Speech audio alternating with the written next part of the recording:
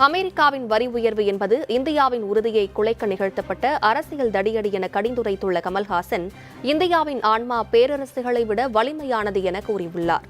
மக்கள் நீதி மய்ய தலைவர் கமல்ஹாசன் வெளியிட்டுள்ள சமூக வலைதள பதிவில், மேற்கத்திய அதிகார அரசியலில் கொள்கை எனும் முகமூடியால் ஒருதல் எனும் நாடகம் அரங்கேற்றப்படும் என்பதை அமெரிக்கா மீண்டும் நமக்கு உணர்த்தியுள்ளதாகவும், பல நூற்றாண்டுகளாக காலனி ஆதிக்கத்தால் இந்தியா சூறையாடப்பட்டிருந்தாலும் நாம் ஒருபோதும் உடைந்து விடவில்லை. இப்போது கடும் வரிகள்தான் ஏகாதிபத்தியத்தின் புதிய கருவியாக பயன்படுத்தப்படுவதாகவும் தெரிவித்துள்ளார். நமது ஏற்றுமதியாளர்கள் மீது விதிக்கப்பட்டுள்ள 50 விழுக்காடு கடும் வரிகள் உண்மையில் வணிகத்துக்காகவோ உக்ரைன் தொடர்பாகவோ அல்ல எனவும், அது நமது உறுதியை குலைக்கும் நோக்கத்தில் நிகழ்த்தப்பட்ட ஒரு அரசியல் தடியடி எனவும் கூறியுள்ள கமல்ஹாசன், மகாத்மா காந்தி நமக்கு நினைவூட்டிய பாடம் தற்சார்பு என்பது ஒரு முழக்கம் அல்ல, அது நமது எதிர்காலத்துக்கான ஒரு பாதுகாப்பு கேடயம் என்பதுதான் எனவும் தெரிவித்துள்ளார்.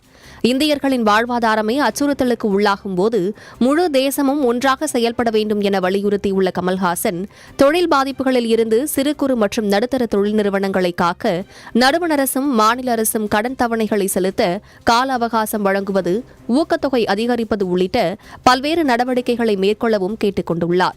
வரலாற்றின் இந்த முக்கிய திருப்பத்தை நாம் ஒற்றுமை, தைரியம் மற்றும் தொலைநோக்கு பார்வையுடன் எதிர்கொள்வோம் எனவும், இந்தியாவை முன்னிலைப்படுத்துவதற்காக இந்திய குடியரசும் அதன் குடிமக்களும் யாரிடமிருந்தும் பாடம் கற்றுக்கொள்ள வேண்டிய அவசியம் இல்லை எனவும், இந்தியாவின் ஆன்மா பேரரசுகளை விட வலிமையானது, அது இந்த சுங்க வரிகளையும் கடந்து நிற்கும் எனவும் கமல்ஹாசன் தெரிவித்துள்ளார்.